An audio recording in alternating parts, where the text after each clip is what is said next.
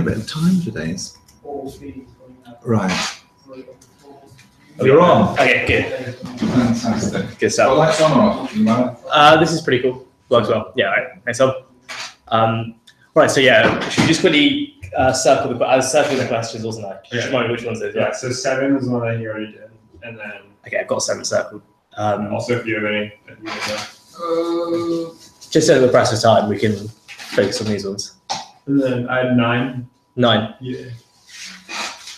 Yeah, 9 was quite a weird one, actually. Rude. And then 11. It's a bit slow, the computer. Yeah, I can see. And then 13. Oh, we got quite a lot here. Is it more than half? Okay, 16 and 19. Maybe, yeah. Okay. Yeah, the same one. No? I know how to do 16. 19? Yeah, we can throw it. Yes, no, 19. 19. All right. I think that's all, yeah. That's all? Wait, I have a few more. All right. All right. 25. 25 was... All right, yeah. 27. And 29. It's quite a few questions. Yeah. It should be good.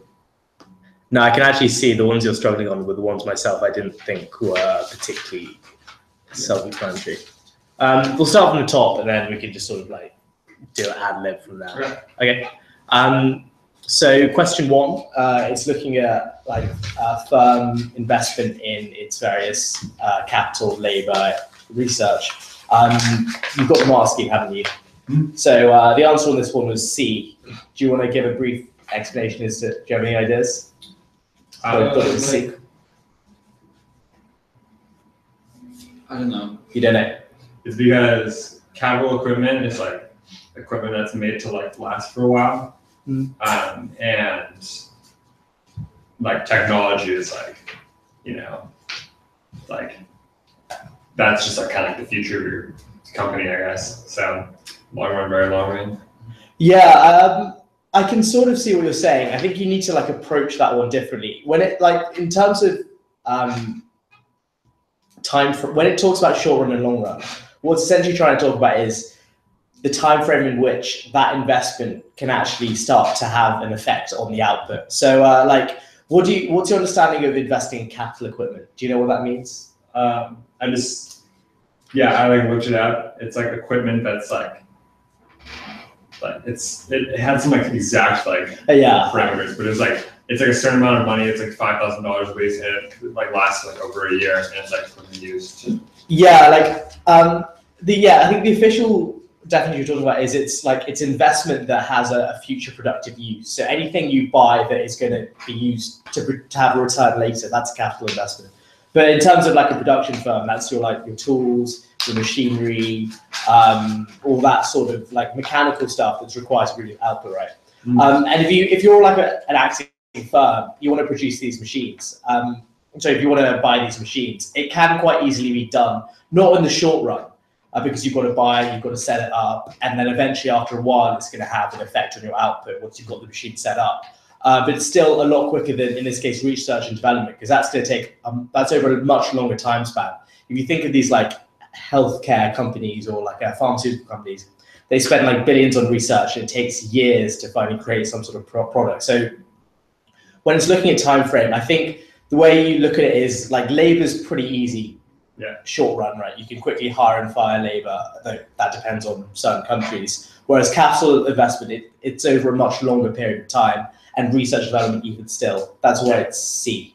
So I see what you're saying. The way I looked at it, I think was like the way the question is phrased is it's like installation and like research, but I kind of looked at it as like once you have those, like what they do. Yeah, I can understand that. Like in terms of understanding like the short versus long run, that's something that's not actually like quite evident to like when we think of short and long run, it's not the way like economics deals with it. Yeah. So that's something you're probably going to look forward to later. But yeah, I can see what you're getting out of that question. All right, yeah, question 2.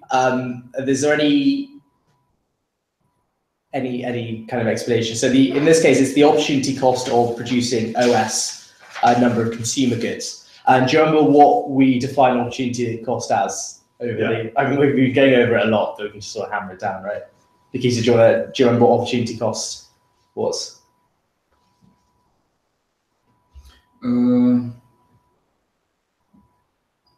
Stability cost of products. Do you just remember what opportunity cost was? It's like yeah.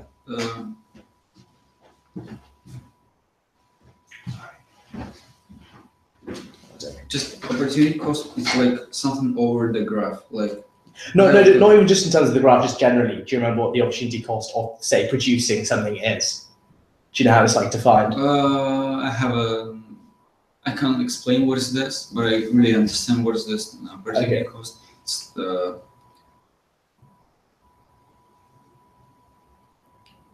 yeah.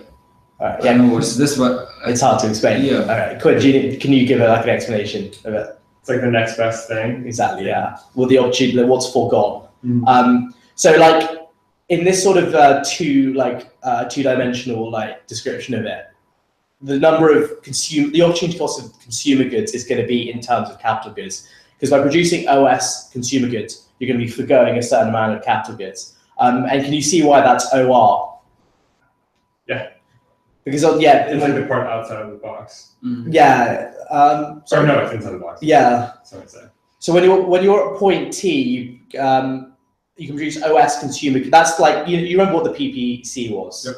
The feasible set of productive possibilities. So by producing OS, to produce OS consumer goods, you essentially have to forego OR capital goods. And yeah, you'll see a lot more of those, and you can sort of work with it.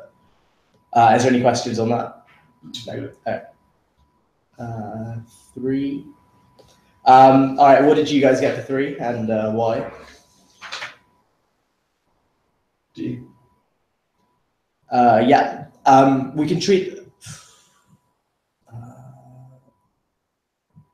Oh yeah, this one was kind of easy. Yeah. So what's happened to the PPC in this case? It's like you could produce more manufactured goods. Yeah, it's essentially the feasible set has increased, and there's been no change. If the economy were to just produce financial services, there would be no change. But if it were to just produce manufacturing goods, it could originally produce Y, now it can produce Z, which means it's a manufacturing technology change, right? And the reason for the curve PPC is because the resources used in manufacturing goods and financial services aren't exactly directly transferable or substitutable. That's why it's not like a straight line. It's a slightly inefficient curve. But yeah, so we get D because the increase in technology, more productive. That's pretty self-explanatory. Any questions there? No. All right, 4. Government protects the area. Also easy. Yeah. Do you remember how we define public goods? Non-consumable and non-rival. And can you say why a flood defense scheme is a public good? Because the government protects the area. It means that you're. Can you think of it in terms of non-rivalrous and non-excludable? So do you remember what non-excludable was? Can't remember what is. Yeah. Quinn, do you remember what non-excludable was? Non-excludable. It means that you can't once you've made it, you can't keep people from using it. Exactly, that's right. Yeah, and with a flood defense scheme, right, once it's set up, everyone's protected. And sandbag, do you know why would you say sandbags are private rather than a public? Actually, that's pretty, because it's basically households are buying it. Yeah, the question there was pretty explanatory. All right, looking at 5. So what's happened to the demand curve in this case? What sort of shift has there been? The demand has gone down. Yeah, decrease in demand. Yep. Do you know what is meant by a normal good? That's something you might have to Google. Oh, what is that? Sorry. Do you mind? My arrow is shocking.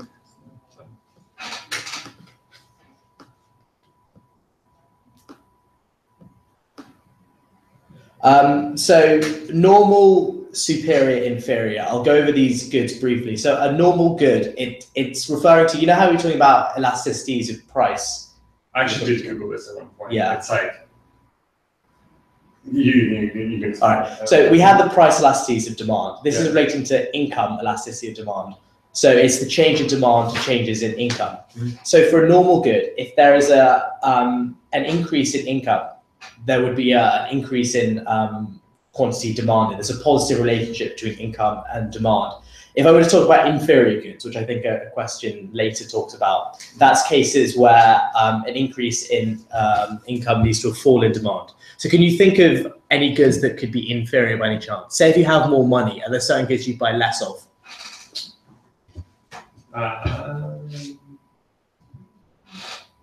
Like, I don't know, like knockoffs. Exactly, that's the key one. Inferior goods, like your Sainsbury's basics and stuff like that.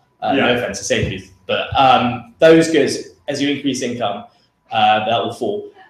The demand for that will fall. And superior goods are your things like your Gucci bags, your luxury goods, where a small increase in income leads to a much larger increase in those goods. Yeah. So in the case of this, we've got air travel is a normal good, and it's caused there's been a downward shift in demand. So what did you get as your answer and why? Well, it's A. Do you know why?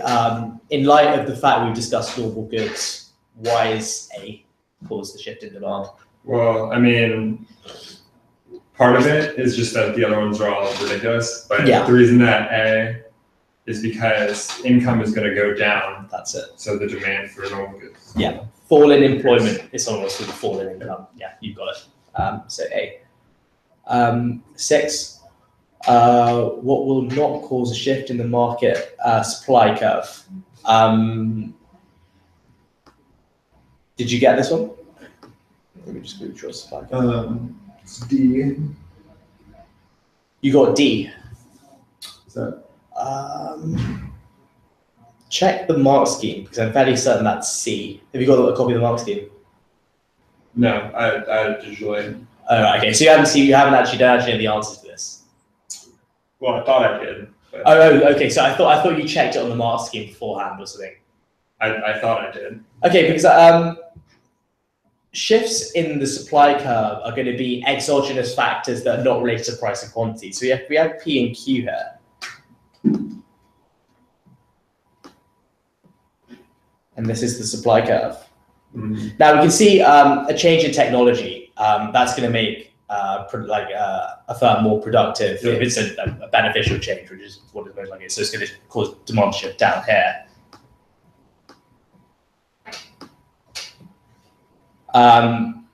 Meanwhile, a rise in factor input that increases cost of production here. Similarly, going to D, an increase in specific tax. That means the government is essentially saying, if I'm providing a good at, say, £10 per unit, the government's going to charge an additional £2, making that £12 per unit. That can be treated as like an implicit cost of production. So it's now more costly for because they're not getting the same amount of revenue. So that is also a shift in the supply curve. The answer is C because changes in price on a supply curve. Do you remember we were talking about movement along versus shifts? If there's a change in price, would be a contraction or expansion along the curve rather than any change of the curve. That's why it's C. Does that sort of make sense? If you think about it like almost graphically, if the curve is set, changes that aren't relating to P and Q are going to shift that curve. But a change in P is just going to be a movement along because it's one of the components of the axis. That sort of makes sense? Yeah. Okay, I'm just going to check them. Yeah, could you just have a look at that? Yeah, it's weird that I circled the wrong one. Yeah. Oh, sorry, no, I've got that wrong, actually. That's my fault. Because a commodity in this case is also a factor input.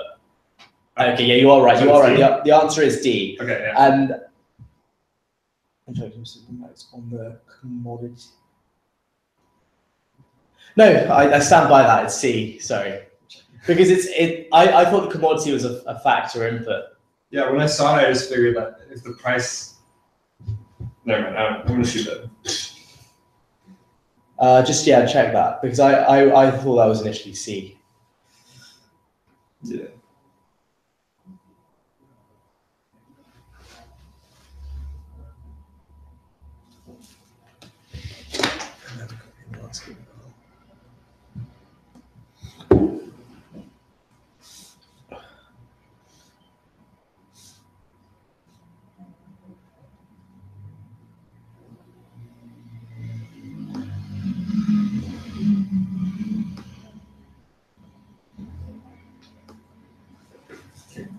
was number 6. 6, that's correct. Yeah, it says C. I don't know. Yeah, C. Yep. Sorry, you confused me there. You made me doubt myself. Yeah, it's because a change in price is going to be a shift along the curve. It won't shift the curve. Okay. So number 7, this is a trouble one. Government imposes a tax and the equilibrium price rises by the same amount as the tax.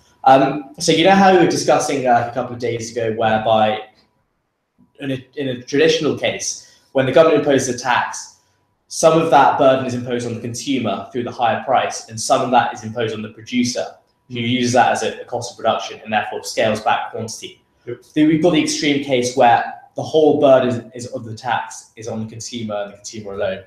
And if we draw that here, you understand what it means by elastic and inelastic, don't you? Yes. So I'll probably just show you this graphically. We solved this or not? It's A, yeah? The answer is A. No, it was B. B. It's B. B. No, It's perfectly inelastic. Yeah. Elastic. he had problem with This- the word. If it's like the equilibrium price rises by the same amount as the tax, it means the price was like an equilibrium, and the new equilibrium is like should be on the price with the tax. It's like what can be concluded about the price elasticity Yeah. of the amount of the bill. It's like means it's perfectly inelastic Yeah. because it's like I don't know. I'll quickly just run through this. So I've got the 2 supply curves and the demand curve here. Now, when demand is perfectly inelastic, it means the demand curve is vertical. Conversely, if it's perfectly elastic, it'd be horizontal. So what do you understand when I say demand is perfectly inelastic? What does that mean for you guys? That means that the demand is going to stay the same no matter what. Yeah, any increase in price is going to have absolutely no effect on the quantity demanded. There aren't many goods in real life you can think that, but the closest is your basic food, right?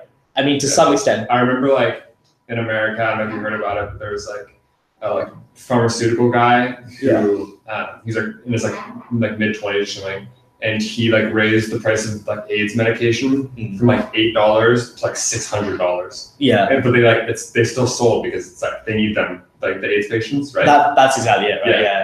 Yeah. So it's you can multiply the price by 300 or something insane, and people still want to buy it. Yeah, people still want to buy it. Can't die, can they?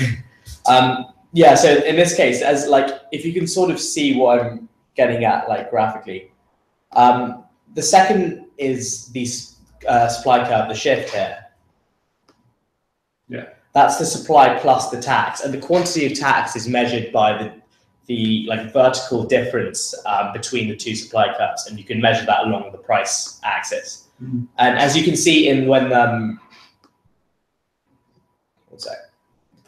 demand is perfectly inelastic, the entire burden of that tax falls on the consumer. They pay the entire higher price. The supplier, there's no change in their cost of production, because if they've been given a tax of say $5 per unit, they just charge $5 per unit extra, and the consumer just pays it because they have to. So that's why it's B in this case, perfectly inelastic.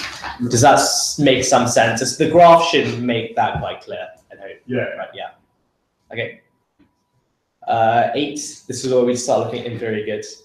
All right, I might do some.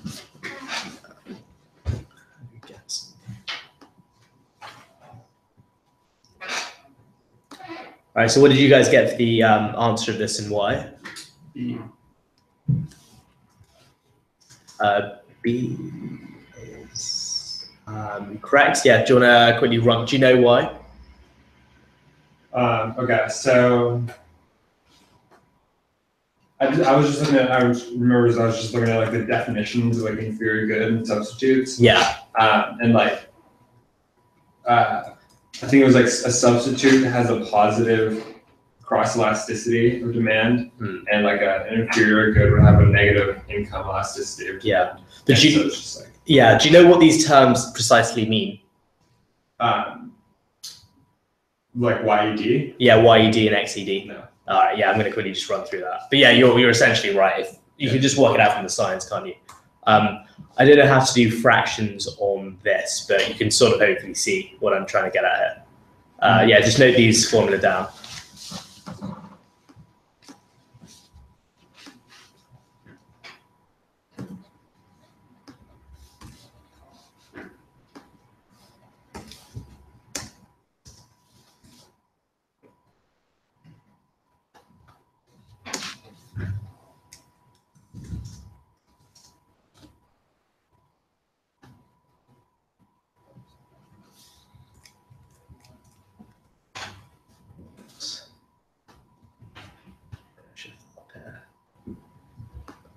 All right.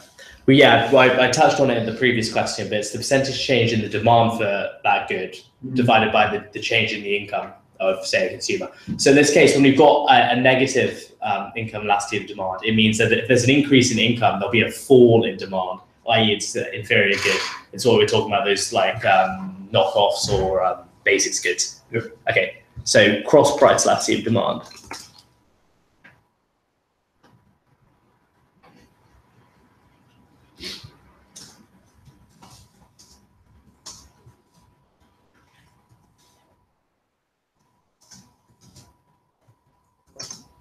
So does Y stand for income? Yes, Okay. that's right. And X is just like cross, so. Yeah.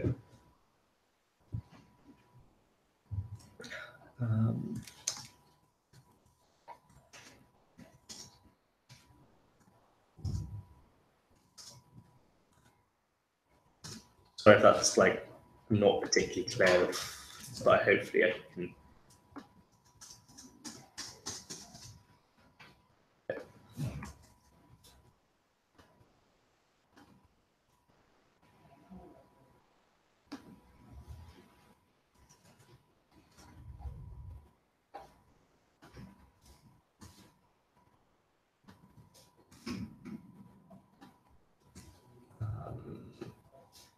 Okay. All right. Yeah, if you just note down that cross price elasticity formula, I'll quickly just run through it. So that, yeah, this is the relationship between two goods now. So you've got good A and good B in this case. So the numerical figure of cross price elasticity of demand is the change in quantity. So I say demand. Demand for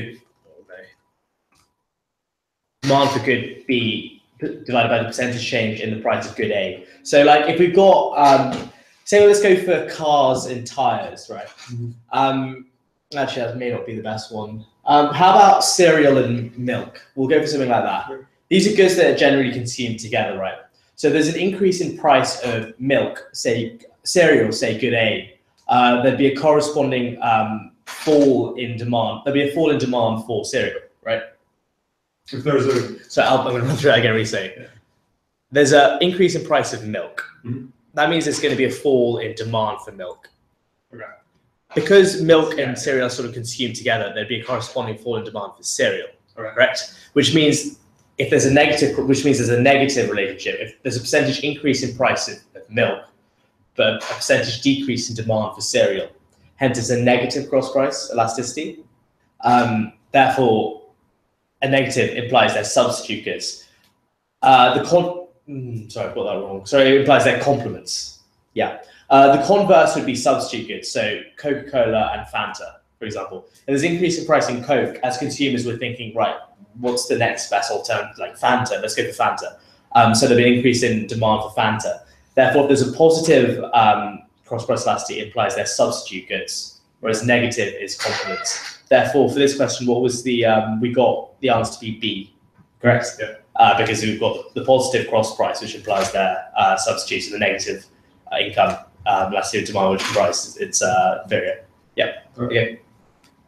All right, 9. Yeah, this was a trouble one for you guys, right? Do you have any stabs in the dark as to why? I like kind of get the idea, but it's like how are we possibly supposed to like explain that? Yeah. Yeah, it's like because it's like I guess if there's a low price elasticity of supply, that means that when the price changes, the supply doesn't change that much, right? Yeah. Okay. So I guess it's like, This is for the producer though. If the price changes, the producer isn't really going to change how much they supply the good. Yeah. So, yeah. But like, okay, let's say it's like Apple producers, right? And like Apple's rot pretty quick, right? Yeah. So let's say like the price goes up I mean, I guess like you wouldn't want to produce too many Yeah. because they're gonna perish.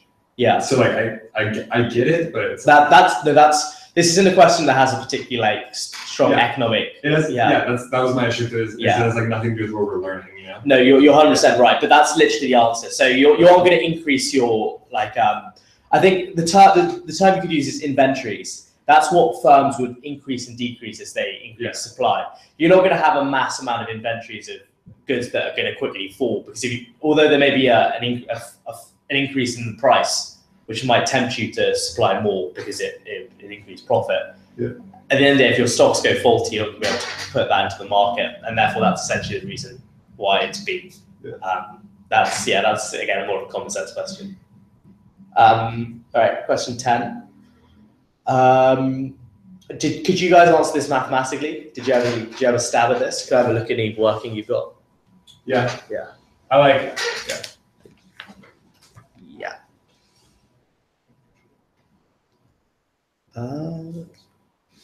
So you've got, have you got that in terms of percentage change in quantity or just change in quantity? It's percentage change in quantity. Yeah, that's it. I think, I feel like you might have got the right answer somehow. Well, yeah, I mean, basically I did. Well, no, because it's this part which is a bit faulty, because you've got, is that a 2 or is that a 0.2? That's a 0.2. 0.2.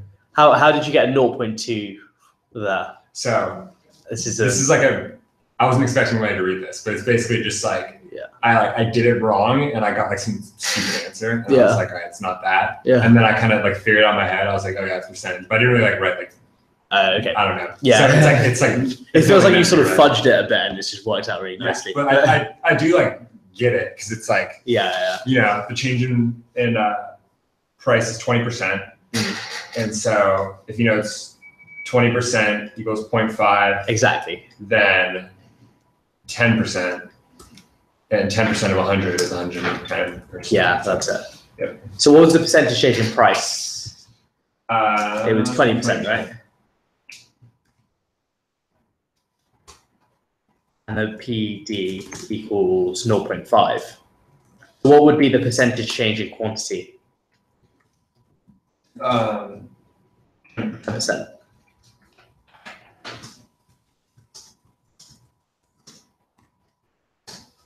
10.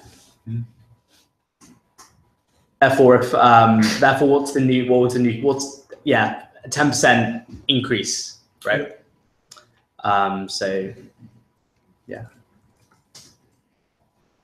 just pretty So that you pretty much got that. So that's pretty unrealistic, though, right? If that like there's not really any products where the price would increase, right?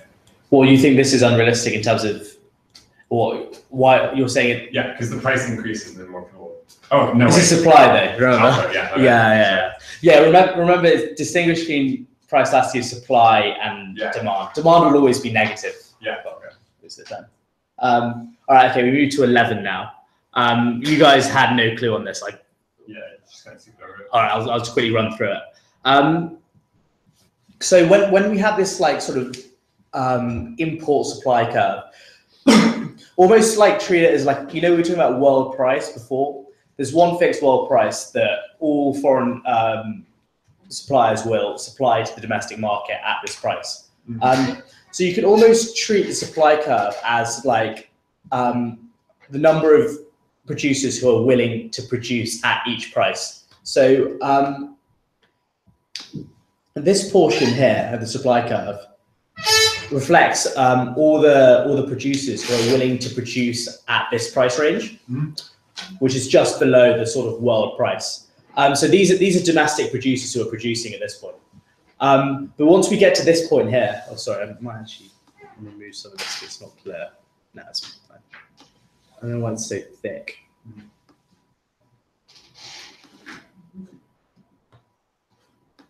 Yeah, that's a lot better.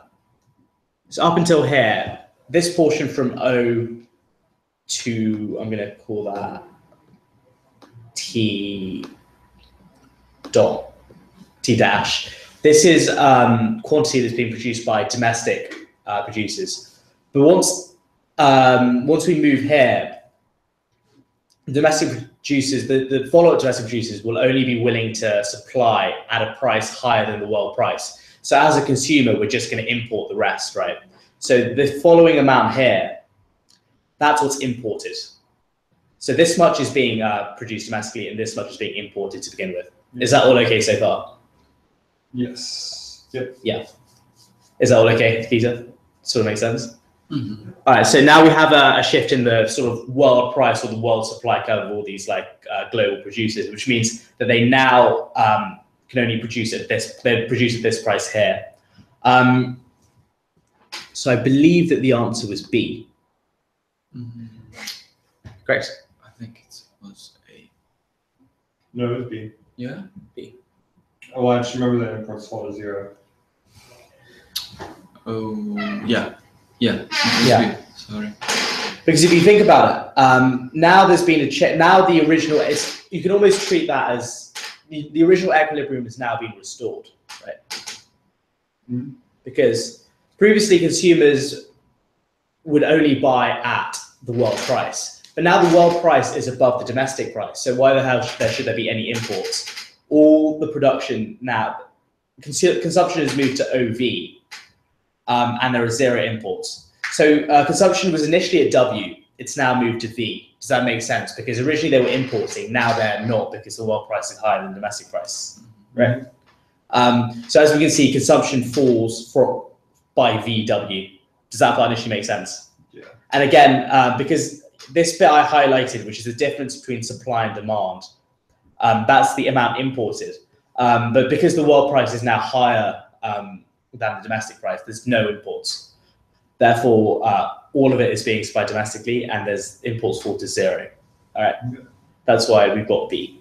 Does that sort of make some sense? Mm-hmm. Okay. All right, 12. What did you guys think of 12? C. That one was weird. It's a weird one, right? Yeah, it doesn't really explain a lot.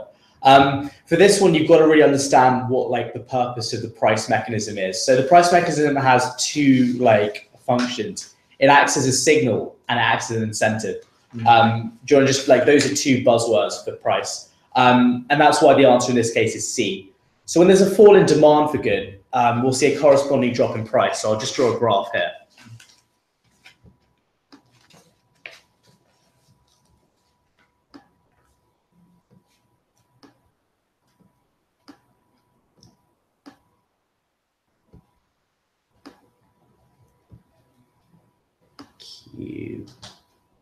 So yeah, fall in demand.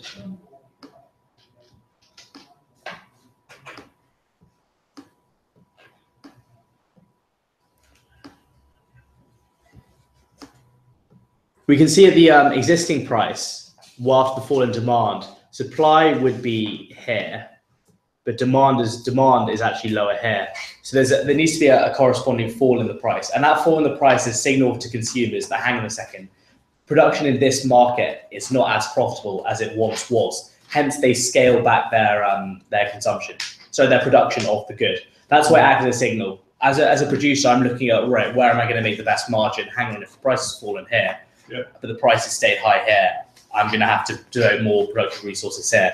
Think about like, what's the company that owns like all the soft drinks? Is it Pepsi or Coca-Cola? Well, Because Coca-Cola, like 2 big competing ones. Yeah, is it? But Fanta, Sprite, things like that, right? That's Coke. And That's then Pepsi has like Sunkist. Like all right, let's deal with Coke. Like, in terms of Coke, we're producing Fanta, we're producing Sprite, we're producing Coca-Cola. If we see there's been a fall in demand for Coca-Cola, for example, medical professionals have discouraged it because that's got an excess of sugar, the price of that's going to fall. And as a company, I'm going to see, hang on a second, it's more profitable to move our tech, our manufacturing, our workers away from the production of Coke towards Fanta. And that's where the whole signal thing works. Price is a signal as to where it's best to produce. Is that making some sense as to the whole signal thing? Mm-hmm. All right, good stuff. 13, yet another difficult one. That's weird. Okay, would you be able to highlight which portion of this graph indicates consumer surplus? Which area on the graph? Do you remember what consumer surplus was? Yeah, I knew it earlier. It's like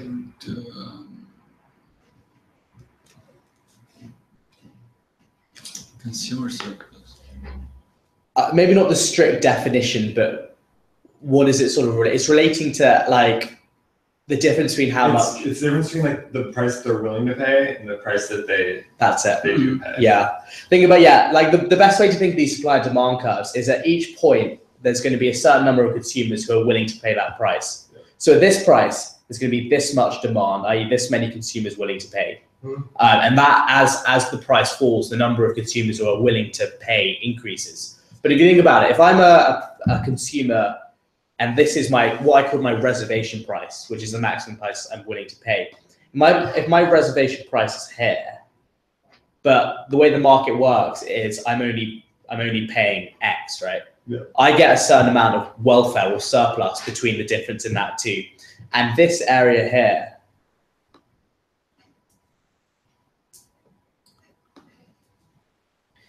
is the total amount of this surplus because it reflects all those consumers who would have been willing to pay more, but only pay the market price. So do you know how, conversely, do you know how much, looking at the symmetry of the whole thing, would you be able to tell me what the producer surplus is on the graph? Okay, so that's the consumer surplus. Yeah, this triangle. The producer surplus would be like the one opposite to it, DZY, maybe? No, that's wrong. No, not quite. Oh, Think of it in some, sorry? Oh, XY. Yeah, it's this one. This is producer. I'll put a C there.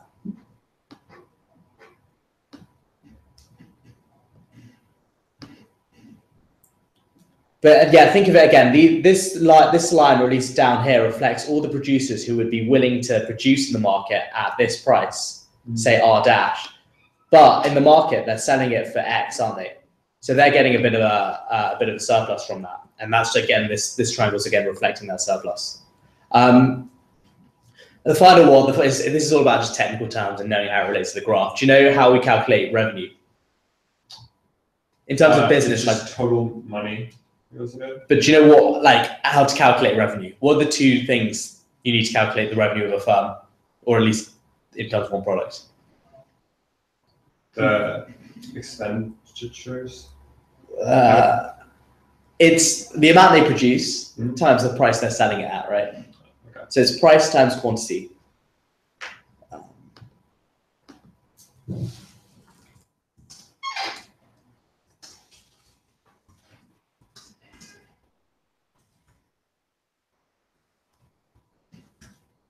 So how much is being produced in this market when it's in equilibrium?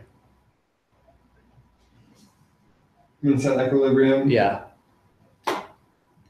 OZ. OZ, that's correct. Yeah. So OZ is quantity, and what's the price they're selling it at? XY. X. Yeah. X. So in terms of an area, would you be able to say, well, what's producer revenue? So it's OZ times X, Which is this square, right? Yep. Yeah. Yes. So that's the way this question wanted you to work. You need to isolate the shapes involved, and then you know the square. Oh, so it's Which equals O X Y Z, and from there it becomes kind of easy because you know that the consumer surplus is X Y WXY. Is it less than producer revenue? That's the answer, right? It's A. Yeah. I mean, you can go through them. Is it less than producer revenue? Well, it's a bit weird because the graph doesn't give you any scales or anything, but they look pretty similarly shaped. You've got to use your common sense. It's not more than producer revenue, it's less. And similarly, you said it's equally sized, so the answer is A in this case. Yep. Does that make any sense now? Yeah. Given that was a trouble question. All right. 14. Diagram shows supply and demand of a curve, and there's a maximum price.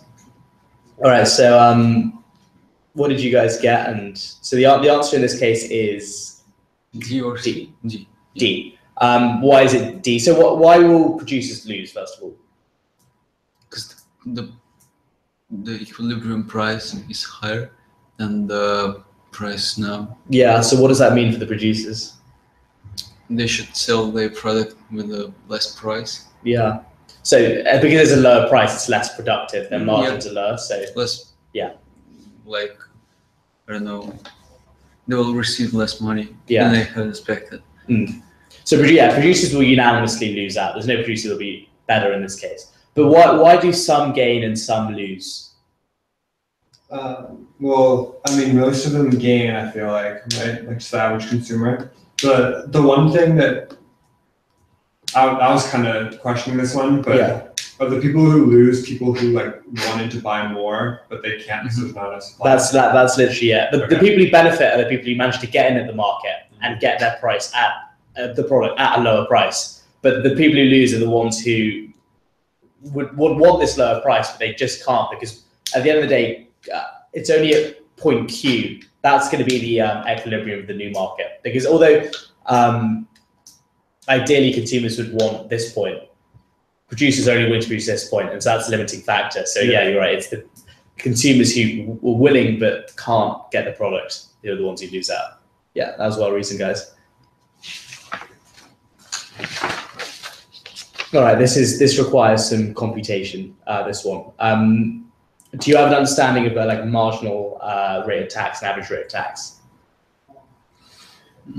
I won't go into the maths of it just yet, but essentially the marginal rate of tax is the rate of tax on the additional dollar income that you would have earned. Where the average rate of tax is simply like, think of it as just the amount you earn divided by the amount like that's taxed. Yeah. So in this case, what would happen to the marginal rate of tax if income increases beyond 10,000? The marginal rate of tax, nothing would happen because there's no like rule about it. Yeah, past 10,000, the income tax rate is 30%. So every additional income will have will be taxed 30%. You will lose 0.3 cents to the dollar or pence to the pound, no matter how much you earn. So that remains constant. What about average rate of tax? This one is slightly more confusing, but it's like, I mean, if you're making $10,000, you're paying 30% of that, which I don't know what that is. It's something, and not quite. It's 3,000. Yeah, sorry. Because if you look at the question, it says the income tax is income under 10,000 is not taxed. So if you earn 10,000, you pay zero tax. The increase as incomes increase.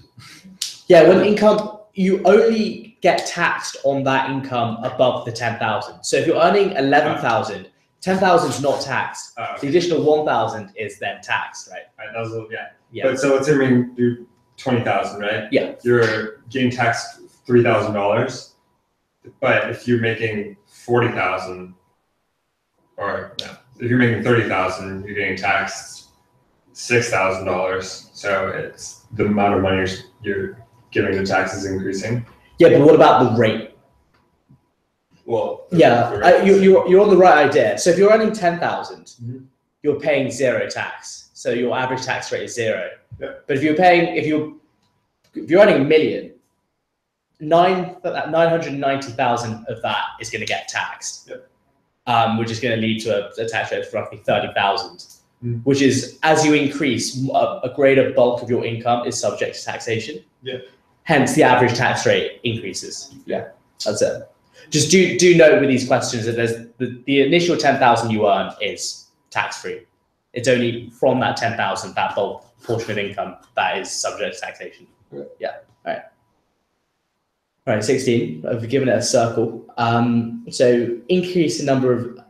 So the two key things you want to look at is the subsidies and the grants. All right, so I think I'm mostly good at this one. Yeah. So what would the effect of the subsidies to colleges be? Do you know what a subsidy entails? Yeah, they're giving the colleges money so they can lower the price. Right? Yeah. Yeah. Think of it as like a reverse tax. Yeah. Yeah. So if you're giving the college money, always think of it as like a rebate on the cost of production. All of a sudden, like your cost of production will fail because you've been given money. Hence, it becomes more profitable and supply increases. So we've got a shift from S1 to S2. Yep. Right. And now, what would you say the change in how would the grants affect demand? I don't really get this one that much. I just knew that it was going to be an increase in college places because it said that they were trying to increase the number of students in colleges. Yeah. But I don't understand how grants It do needs that. to be like, go to the right top.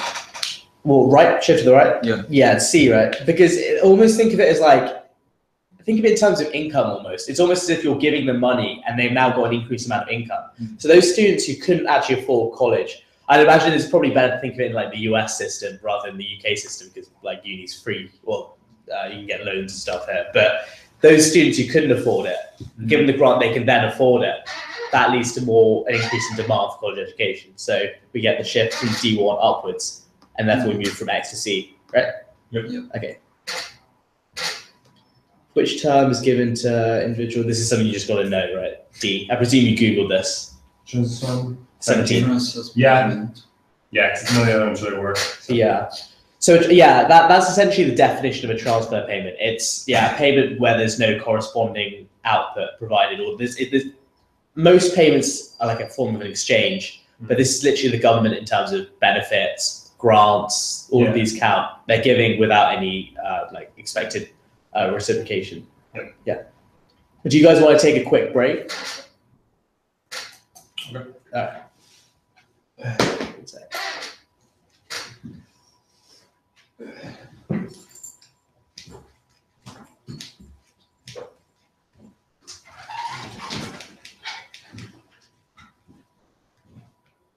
So, I can't open these.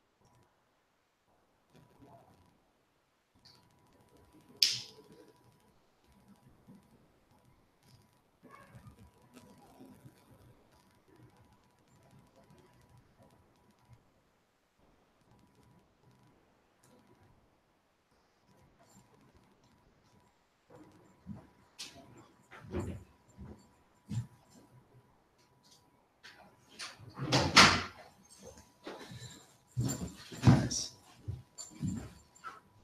Right, you guys ready to go? Yeah. Ready? Yeah. All right. Right, so question 18. I'll whiz through this a bit quicker so we can get through the problem ones, but fall in government budget deficit. Do you know what the formula for the budget deficit is? No. Do you want to... It's like you have a budget. Yeah. There's two components of government. There's not too enough money to do something, maybe. Yeah. So the government budget has two components. It's the government spending minus taxation, because this is a simplified way of looking at it for A level. Let's just say the only way that my government can get their money is taxation, and then they spend that on research, development, paying public sector employees, stuff like that. And if government spending is more than taxation, they run a deficit. But if taxation is greater than government spending, then they're running a surplus, right? Because if they're getting more money in than they're spending, then they've got a surplus of money left. And here we see there's a fall in budget deficit. So if we think about that in terms of the two terms I mentioned, I'll just quickly write this down. It's G minus T. That's the budget deficit. There's two reasons why this term would fall. It's either going to be a decrease in G or an increase in T, right? So given that, what do you think the answer is and why? D. Oh, yeah, this one was like, I mean, part of it is just that the other ones, you can rule them out because they're really weird. Yeah. But like, I mean, if you're making money, the government is making money. Yeah. Then that's gonna like, I mean, I don't know. Is it always taxes? I was like, if they have no deficit anymore, it will be like they will I don't know, spend it on something which can make them more profit later, which is the answer D. It's like the stupidest way to spend money, like if you have no deficit, to buy 2 warships. Yeah. See, if you just can. But try and think of it in terms of government spending and taxation. So if there's going to be a decrease in revenue from vehicle taxation, this is going to cause a fall in T, the T term, right? Which is going to cause the budget deficit to increase. It increases the rate of subsidy. Subsidy is a government expenditure, going to cause an increase in G. Purchase 2 warships, pretty obvious. The sale of a publicly owned company, if you're going to sell it, that means all these workers involved, factory workers, all these production costs, the government was paying. Now it's some corporate billionaire who's paying it. That's off the government's balance sheet. So that means G falls. So hence the government deficit falls, right? Yeah. Okay. Now we're looking at 19. You guys had a bit of trouble with this one. I believe that the answer was We've done B. this before. We've done a similar one. So there's 2 initial changes here, right? There's an increase in aggregate supply, and there's an increase in aggregate demand. We've done this, or just a lot of questions about this?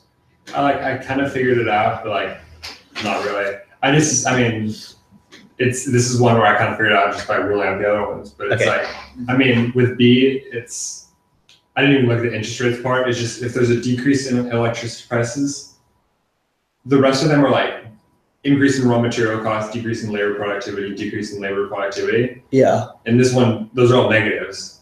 But this one's like a positive, so it's gonna, that makes sense. Yeah, that makes sense. Yeah, so you basically worked it out in the supply terms. Yeah, you're right. B is the only case where the aggregate supply would increase. But should we just go through the demand side? Because the whole point is it was 2 parts of the equation. So a decrease in corporation tax. Actually, that's also a supply side change. So yeah, you're right in this case. D was a good one to look at because an increase in the marginal tax rate means all of a sudden, because you and me, we have less income to spend. So aggregate demand is going to fall. Like tax rates are directly to do with the demand side. Yeah. And the second one is interest rates. Do you know why a decrease in interest rates might cause an increase in aggregate demand? Why a decrease? Yeah. Because if there's lower interest rates, then people I think the best way to look at it is. I feel like people will have more money. Yeah, that's true. Basically, think of it in terms of like, there's two ways to look at it. For example, housing market is the key one, right? If there's a fall in interest rates, it means all those mortgage repayment interest payments you've got to make, they fall in quantity, which means you've got more money left over to buy whatever you want. So if the interest rate was initially like 10%, and you've got to pay like £1,000 back a month plus the 10% interest, you're going to have to pay £100 of interest every month. If that falls to 5%, you'll only be paying £500, and you've got £500 left over to spend on whatever the hell you like, right? And similarly, in terms of cars as well, so like all sort of loan repayments, if there's a fall in the interest rate, there's a fall in the amount you have to repay back as interest, and that money can be used for other stuff to boost demand. That's what, think of it in terms of like cars, houses, all these like loanable goods. It frees up cash if the interest rate falls. Because a lot of like these like houses and cars, they have like variable rate loans. Have you heard the difference between a fixed and variable rate loan? Yeah. No. So like when you're buying a house, you might get a fixed rate loan where you're going to pay 4% interest every year regardless, or you'll get a variable rate loan where it changes with the official like interest rate of the central bank. So if there's a fall in the interest rate, then the amount you pay falls. But that's just something you can look into a bit more detail. All right, so 20. Did you get this one? All right. Do you want to give it? So why is it in this case unchanged? Because I just count this like if you have a for the closing change in the price of goods like plus 25, then you had in full plus 550, and then if you have minus 25, and then over the same period the workers' money income rises by 25%. Yeah. It means that like you have minus 25, and then you have the money income like 25. There is no any change. But why is what can you say again? So that's increased by 25%. Do you know what is meant by real income? As opposed to money income. The amount that they have to spend. But what's the difference between money income and real income? The real income is like the old income, maybe. And what I was like money income is just how much money you get. Real income is like how much you have afterwards to spend. After clothing, food, fuel. Not quite, to be honest. Like sort of. Like real income is, if you think about it, you could be earning like £1 million, but if the price rate, like it's all about to do with the average price level in the economy. If the average price level is really high, in real terms, you know, you're getting next to nothing in terms of your real income. So I'll quickly do a bit of formula here. I just want to note this down.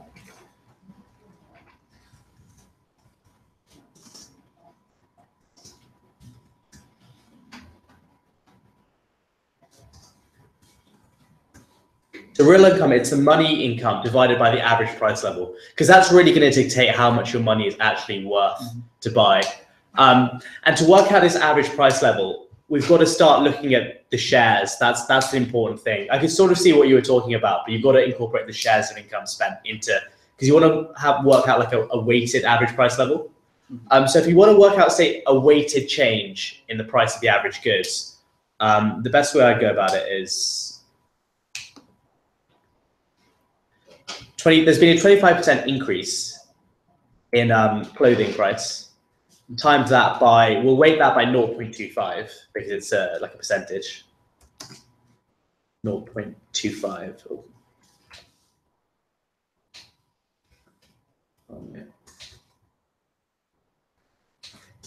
Plus a 50% increase in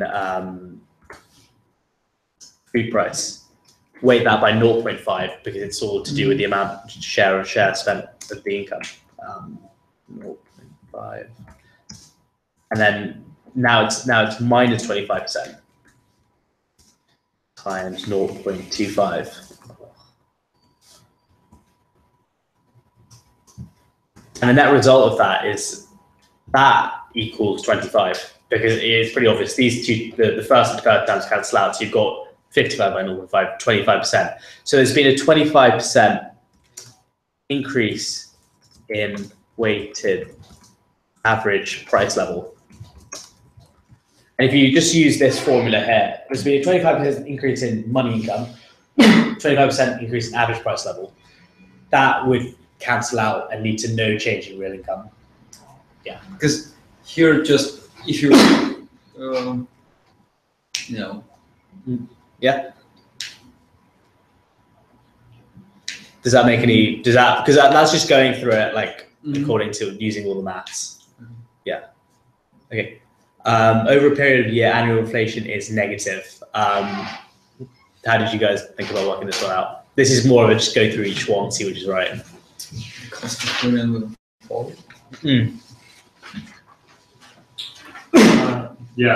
Cost of living is falling. Because B, if the annual inflation rate becomes negative, it means that actually the purchasing around your money's increased because the prices are lower, but the same amount of income you can buy more. Yep. Yeah. Similarly, standard of living increase. You can't really comment on that. And then, sorry. If the cost of living has fallen, it means that standard of living can be increased. Like if you live in I don't know, in a 2-room flat, you just earn some money, and the inflation becomes negative. You can buy the 3-room flat. But it could also mean there's falling income as well. You can't say just on the inflation rate. Because the value is the same, right? Because of money. I would agree that it could, but you can't discern from the inflation rate alone that cost of living is changed. You've got to take into account like income changes as well. That's why I'd say no C, and D is just wrong straight up. Wait, what is it? This the answer A. Yeah. Okay. Yeah. Because CPI is how you measure inflation, so that's increasing. Right. Yeah, clearly not. Have we got any more troubles? Okay, we'll do a couple and then jump to those. Right. What will cause an immediate increase in the country's balance of payments?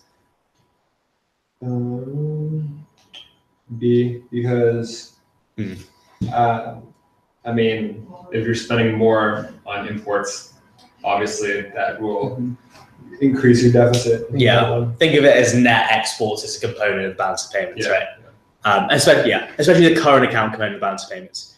Do you remember what I told you a couple of days ago where the balance of payments is made up of current account, capital account, and financial? Yeah. But if we just run through these quickly, like foreign ownership of domestic companies, if that increases, then it means there's an increase in foreign direct investment. Have you heard of that term? So more money is going to be coming in by these big foreign companies into the domestic companies. Therefore, that's actually an improvement in balance of payments. Yeah. It's all about money coming in versus money going out, right? Similarly, an increase in wages by nationals working abroad.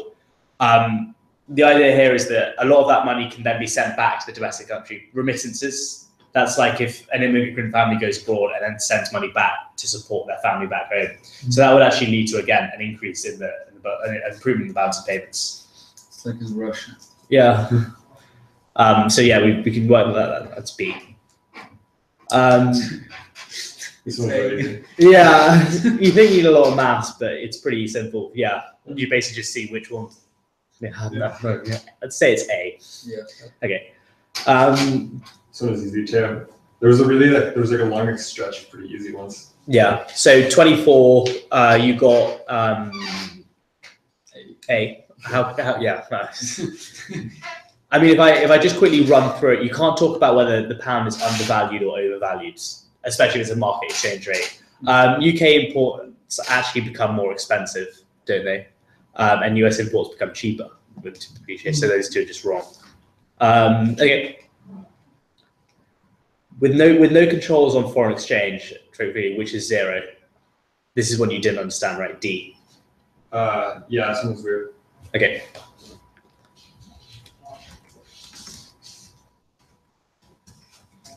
This is what I was talking about last week, where the balance of payments equals the current account plus capital account minus the financial account. Basically, this is again a question you can work out by just sort of like simply reasoning it. But inward investment is not going to be zero, just because there's no controls or whatever. In fact, it's quite the opposite. If there's no controls, it means that foreign companies can invest, and therefore inward investment can be positive or negative. Simply foreign exchange reserves, there's no reason why that would be zero. The idea I'm referring to here is the balance of payments has always got to equal zero, because the current account plus the capital account has to equal the financial account. Therefore, this term is always equal to zero. If there's an increase in the current account, there's always a corresponding decrease in the financial account. I'll explain this a bit detail, I think, later on. But for now, these have to all add up and equal zero. Terms of trade, what did you get for this one? 26. I got, oh yeah, that's in the release on C. Yeah. How come it's not D? We thought it was D originally, but then we realized it's like just like the wording, because D's kind of like a trick thing where it says during 2012. Yeah. We're like, we just read it and we're like, oh yeah, 34.5. And then it was like, nope, not that one. So yeah, C. Why would it not be A or B? Because export prices are lower, import prices are higher. How can you discern what the export and import prices? How can? Yeah, well, why would A and B necessarily be wrong? Because, so if the... Do you remember what terms of trade? Do you know what terms of trade is? Yeah, it's like the relative price, I guess, for imports, right? It's the price of the ratio of the price of the exports to the price of the imports. Yeah. Yeah. But if it's higher, that means that imports are more expensive, right? Not necessarily. I'll quickly just write this. Why we the import, like, import prices were 34.5% lower. Yeah. In 20. It wasn't lower. Well, it could be lower. No, but here, like, import prices were 34.5 lower in 2012. It was higher. Well, not necessarily, because if you think about it, the terms of trade is the price of exports over the price of imports. It could be perfectly likely that if there's a fall in the price of imports by that much, then the terms of trade would increase by that much. But if there's a fall in imports by 34.5 and the price of exports doesn't change, then the terms of trade does increase. And simply, if the export prices does increase by 34.5 and there's no change to the price of imports, then the terms of trade would increase. So why is it not A or B? Because, okay, so the export prices increase. Yeah. Then the terms of trade index would also increase. Yeah. Which is what's happened. They wouldn't increase by that much. Why not? I don't know. I thought I knew the answer, but now I don't. Basically, it's the idea that like A and B aren't wrong necessarily, but you can't conclude them. You can't say, because the terms of trade is a ratio. What A is essentially assuming is the price of imports are constant. Hence, if there's an increase in price of exports by 34.5, then terms of trade increases by that. Yeah. B does the opposite. It assumes the price of exports are constant. So you can't just immediately say they're wrong. You've got to actually say what can officially be concluded from the table, which is the ratio. That's the only thing that's certain, because we don't actually know how much imports and exports change. They could change. They could be right. It couldn't be right. I have no information about export and import. That's literally it, right? That's literally you don't know which of exports or imports is causing this change. You can only know the overall change. Yeah, I just wanted to draw that in because like it's not as like easy as it might seem. All right, 27. This is, in my opinion, is just a very bizarre question. But do you have any like way of thinking about this? Why is the diagram not able to demonstrate the benefits of international trade? Yeah. How it can demonstrate? Oh yeah, this was just weird. It's like almost like a trick question. I felt like yeah. It's like the question is literally because like why like why does the diagram not say what the benefits are? And then the Yeah. answer is because the diagram doesn't say what the benefits are, basically. Yeah, but like essentially what the question was trying to ask, was trying to hint at is when the TPC, which is the like the feasibility of these two goods when trade is possible versus the production feasibility, when that's below, it means there's no benefit to trading at all because you might as well just produce domestically. If the TPC were what I've just drawn, for example, it means you could produce this, like you could solely produce just clothing, and then you could trade some of that clothing to get to here, and therefore you'd be consuming this much food and this much clothing, and you'd be consuming more than you would otherwise if you were producing domestically. The whole point is the TPC has to lie outside of the production possibility curve in order to understand the benefits of trade. Here, it doesn't explain it. That's essentially what the question was hinting at, the position of the two lines. It's inside when it should be outside. Does that make some sense? Yeah. You sure? I think so. All right. All right, 28. Which government policy is going to raise aggregate demand? B. Yeah. I mean, it's not actually a policy, to be honest, but yeah, if you're reducing the government surplus, so the budget surplus is taxation take away government spending. So if you're reducing the surplus, you're either reducing taxation or you're increasing government spending, and both of those increase aggregate demand, right? Yeah. 29. Which is the best possible policy for reducing balance of payments? No clue on this one. To reduce balance of payments deficit. What was the correct answer again? I think it was A, right? Yeah, I think that was right. Yeah, it was A. I remember not getting that though. Yeah. I mean, I guess. So I actually don't necessarily agree with this question because I don't think this the answer to this, because it's a bit simplistic. So this is what I think the answer was trying to hint at. An increase in interest rates, right? That's contractionary monetary policy. So as we mentioned in the previous question, if there's an increase in interest rates, it's going to be a fall in aggregate demand. Yeah, isn't that basically just increasing taxes? Yeah, yeah, similar thing. So fall in aggregate demand. I'm going to tell you what the answer is according to the market scheme. I'm going to tell you why I dispute it, but sorry.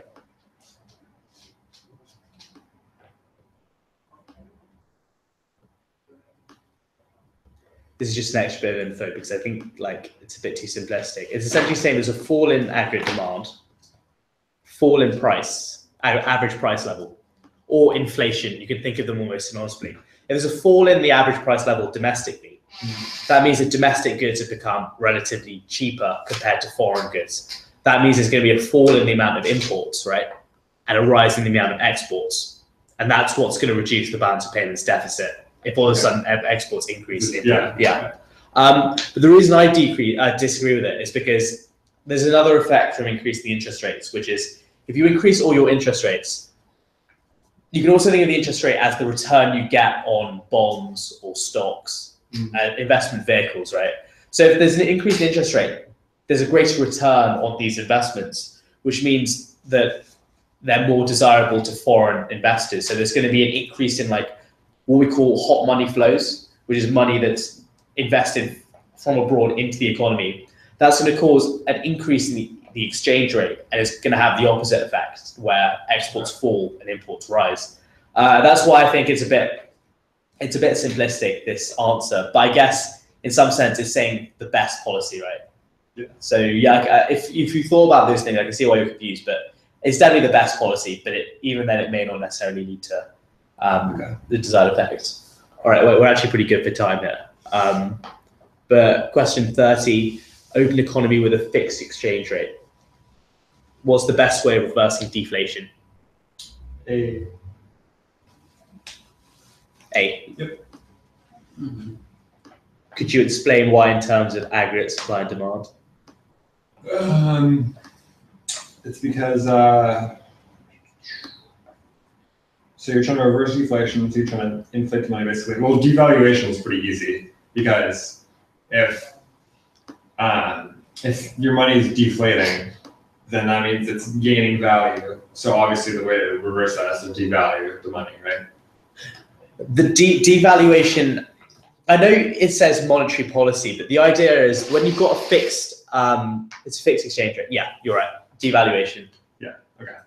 And then I'll take that back. Sorry, actually, because devaluation isn't referring to the price of money; it's referring to the exchange rate. So in a variable, like a market, open economy with a variable exchange rate, that just changes according to supply and demand. But devaluation is like depreciating your exchange rate, whereas revaluation is like appreciating your exchange rate. Okay. In light of that, can you think of that in terms of exports and imports? So if you decided to devalue your exchange rate, how does that affect exports? So then there'd be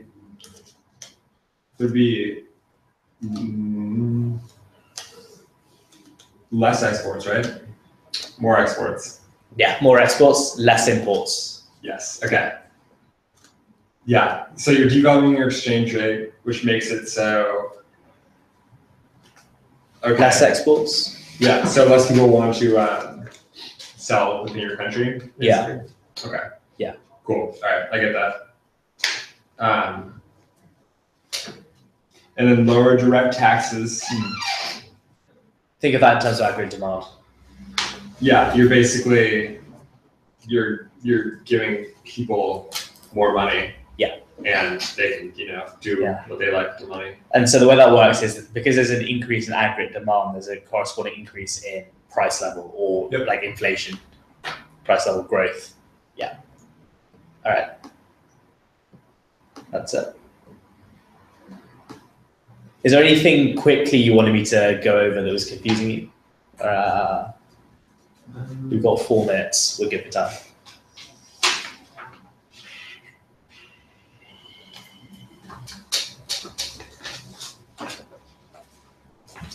Anything that particularly confused you that we went over? I don't think so. All right, that's good. All right. Yeah, I think we can take call that off then, guys. Thanks a lot. Yeah. Let me just quickly use.